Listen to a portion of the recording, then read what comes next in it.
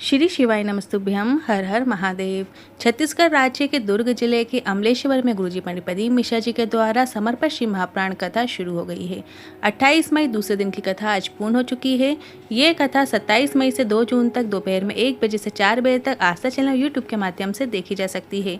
आज की कथा में गुरुजी ने बहुत सी विशेष जानकारियां दी हैं और बहुत से रोचक पत्र पढ़े हैं और साथ में गुरुजी ने बिल्कुल नया माता अशोक सुंदरी वाले उपाय की जानकारी दी है, जिसकी जानकारी हम आपको वीडियो के माध्यम से देने वाले हैं ताकि उपाय देखकर समझने में आपको आसानी हो। आज 28 मई दूसरे दिन की समर्पित श्री महाप्राण कथा में गुरुजी ने कुल 14 उपाय पत्र उपयोगी जानकारियां दी हैं। सभी की जानकारी आपको इसी वीडियो के माध्यम से प्राप्त होने वाली है। अगर किसी कारणवश आपने आज की कथा नहीं सुन पाए हैं तो पूरी कथा का रसतत्व आपको इस छोटे से वीडियो से प्राप्त होने वाला है। साथ ही आप शिवालिक गरिमा व्हाट्सएप ग्रुप को भी ज्वाइन कर सकते हैं, जिसकी लिंक हमने कमेंट बॉक्स में पिन कर दी है। महादेव से जुड़े स्टेटस और आज की तिथियां जानने के लिए अभी ज्वाइन करें। बढ़ते हैं आज की कथा की पहली जानकारी की ओर। अगर हम भोलेनाथ का संपूर्ण दर्शन करें तो श्री महाप्राण की कथा कहती है, भोलेनाथ का संपूर्ण शीश पर्वत है, जो आंखें हैं, नयन है, ब्रह्मांड को प्रकाशित करने वाली ज्योति है। और भगवान का हृदय दर्शन करें तो संपूर्ण ब्रह्मांड भोलेनाथ के हृदय में विराजमान है। उदर के दर्शन में हमें ज्ञात हो जाएगा कि भरण पोषण करने वाले महादेव हैं। बढ़ते हैं आज की कथा की दूसरी जानकारी की ओर। नीता यादव जी पत्र लिखती हैं, मेरे बेटे को 5 वर्ष की आयु में आँख से दिखना बंद हो गया था। आँख के अंदर की पुतली सफ़ेद हो गई थी। मैंने पशुपतिनाथ व्रत भी किया पर कोई लाभ नहीं हुआ। रोज मंदिर जाती और शिवलिंग पर जल चढ़ाकर वो जल बच्चे की आंखों में लगा देती। और आपने शिवरात्रि की रात्रि को 12 बजे वाला शहद वाला उपाय जो बताया था वो मैंने किया। आज मेरा बेटा अपनी आंखों से देख लेता है। बढ़ते हैं आज की कथा की तीसरी जानकारी की ओर। कहते हैं माता अशोक सुंदरी के स्थान पर जब हम अपने हाथ का स्पर्श करते हैं और अपने मन की बात कहते हैं तो वो माता अशोक सुंदर के माध्यम से माता पार्वती और भोलेनाथ तक पहुंच जाती है और वो हमारी बात अवश्य सुनते हैं। बढ़ते हैं आज की कथा की चौथी जानकारी की ओर।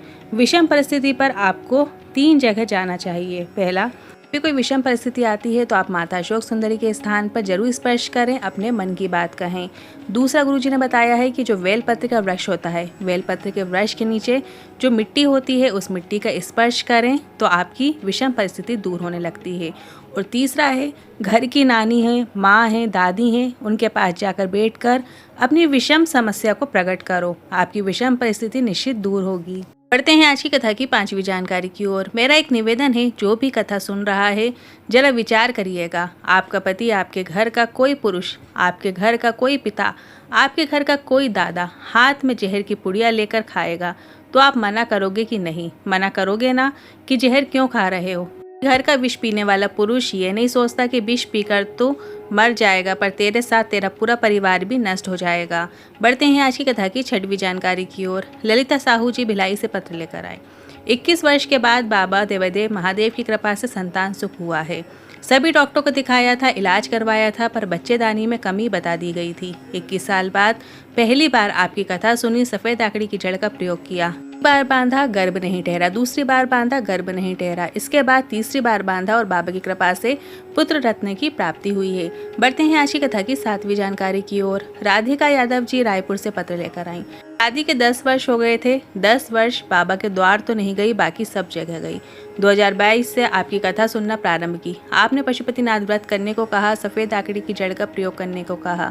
मैंने सब किया पर मुझे संतान सुख नहीं मिला। मैंने सोचा हो सकता है बहुत सारी गलतियां हो गई हों, इसलिए बाबा ने मेरी झोली नहीं भरी। फिर मैं 3 महीने का गैप करके फिर से व्रत करके रहती, जल चढ़ाती रहती, मंदिर में सफाई करना शुरू की। 1 साल मैंने इंतज़ार करते करते निकाला और बाबा की कृपा से मेरे घर में 2023 में संतान सुख की प्राप्ति हुई है। बढ़ते हैं आज की कथा की 8वीं जानकारी की ओर। इसके बाद गुरुजी की जो अगली कथा सोलापुर महाराष्ट्र में 6 जून से होने वाली थी, पर किन्हीं कारणों के कारण वो कथा कैंसिल हो गई है। और पता नहीं छत्तीसगढ़ वालों ने भोलेनाथ जी को कैसा जल चढ़ाया है, छत्तीसगढ़ वालों को एक और शिव महाप्राण कथा मिल गई है। गुरुजी ने कहा है जो 16 जून से 24 जून तक गंडई में होगी। बढ़ते हैं आज की कथा की 9वीं जानकारी की ओर। अंबिकाबाई महासमुंद से पत्र लेकर आई। मेरे बेटे ने कहा, क्या कथा सुनने से बाबा सुनता है? क्या मंदिर जाने से बाबा सफलता प्रदान करता है? तो मैं मंदिर भी जाऊंगा और कथा भी सुनूंगा। और मेरे बेटे ने ऐसा ही किया और उसने इंडियन आर्मी का फॉर्म भरा और मेरे बेटे का चयन भी हो गया है और आज इंडियन आर्मी में नौकरी कर रहा है। उसी का आभार व्यक्त करने कथा पंडाल में आए हैं। बढ़ते हैं आज की कथा की 10वीं जानकारी की ओर। आज गुरुजी ने सुंदर लाइन बोली जो कि इस प्रकार है। अमीर को रोते देखा, गरीब को रोते देखा। अमीर को रोते देखा, गरीब को रोते देखा, पर केवल शंकर का भक्त ऐसा है जिसे इस कली काल में भी मुस्कुराते देखा। पढ़ते हैं आज की कथा की 11वीं जानकारी की ओर। कमलेश्वर चौहान दुर्ग से पत्र लेकर आए। मैं वेल्डिंग का काम करता हूँ, लोहे की कटिंग करता हूँ। कटिंग करते समय लोहे का एक टुकड़ा मेरी आंख में चला गया और 7 साल इलाज कराते हो गए थे, पर वो लोहे का टुकड़ा बाहर नहीं निकला। आंख पक गई थी, उसे मवाद निकलती रहती थी। 2 ऑपरेशन हुए पर सफल नहीं हुआ। आंख से मवाद निकलता रहा। फिर हमने 2022 में पहली बार आपकी कथा सुनी और मंदिर जाना शुरू किया और सीहोर जाकर रुद्राक्ष भी लेकर आ गए। रुद्राक्ष का जल शिवलिंग पर चढ़ाकर थोड़ा सा जल प्राप्त करके आंखों में लगा लेते और जो सालों में नहीं हुआ वो मेरा घाव बाबा ने 15 दिनों में भर दिया और आंख ठीक हो गई है। उसी का आभार व्यक्त करने कथा पंडाल में आए हैं। बढ़ते हैं आज की कथा की 12वीं जानकारी की ओर। शिव जी पर केतकी का पुष्प ना चढ़ाएं और ना ही उसे शंकर के मंदिर में लेकर जाएं। बढ़ते हैं आज की कथा की 13वीं जानकारी की ओर। सरिता जी रायपुर से पत्र लेकर आई। 3 साल पहले मेरी मम्मी की हालत खराब हो गई थी। वो ना उठ पाती थी ना चल पाती थी। बिस्तर में ही सब करना पड़ता था। 3 साल निकल गए।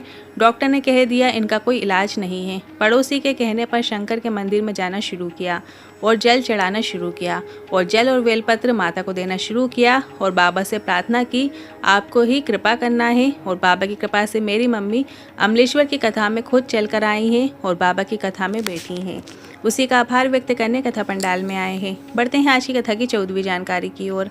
पहले भी आपसे कथा में कहा था कितनी भी विषम परिस्थिति क्यों ना आ जाए, उस विषम परिस्थिति में एक नारी, एक स्त्री एक ऐसी होती है जो उस विषम परिस्थिति में अगर आप उसके पास बैठते हो और परेशानी बताते हो तो कोई ना कोई हल निकलकर ज़रूर सामने आता है। और अगर आप नारी को, घर की स्त्री को अपनी बात नहीं बता सकते और विषम परिस्थिति में फंसे हुए हो तो माता अशोक सुंदर के स्थान पर स्पर्श करते हुए अपने मन की बात बोल देने से भी हमारी विषम परिस्थिति दूर हो जाती है।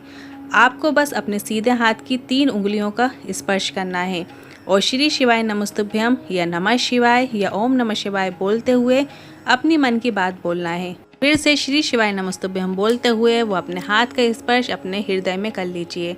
बस आपको इतना करके घर आ जाना है, वो विषम परिस्थिति निश्चित कट जाती है। इस उपाय के अंतर्गत जल का चढ़ाना या ना चढ़ाना वो आवश्यक नहीं है, ये आपके ऊपर है। यदि आप एक कलश जल भी चढ़ा देते हैं और उसके बाद आप इस उपाय को करते हैं तो भी सही है। आप ये उपाय कभी भी किसी भी दिन कर सकते हैं। आप चाहो तो कल 29 मई बुधवार के दिन भी इस उपाय को करके अधिक से अधिक लाभ प्राप्त कर सकते हैं और अपने जीवन की विषम परिस्थितियों को दूर कर सकते हैं। आज के इस उपाय से जुड़े मन में कोई सवाल या क्वेश्चन है तो आप कमेंट के जरिए पूछ सकते हैं। वीडियो थोड़ा भी उपयोगी लगा हो तो वीडियो को लाइक करके कमेंट बॉक्स में हर हर महादेव जरूर टाइप कीजिएगा। श्री शिवाय नमस्तुभ्यम।